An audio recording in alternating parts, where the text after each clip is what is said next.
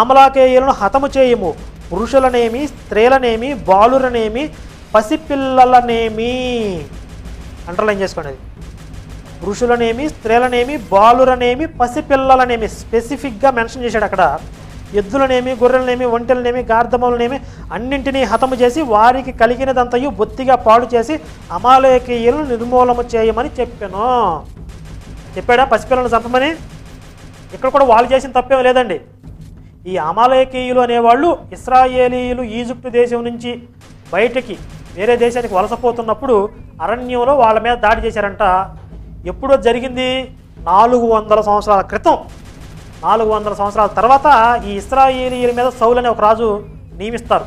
అప్పుడు ఈ సౌలుతో చెప్తున్నాడు ఈ ప్రవక్త, గతంలో మన పూర్వీకుల మీద ఈ అమాలేకీయులు అనే వాళ్ళు దాడి చేశారు కనుక ఇప్పుడు నీ వెళ్ళి వాళ్ళ కలిగినదంతా కూడా నాశనం చేసి అందులో పురుషులనేమి, స్త్రీలనేమి,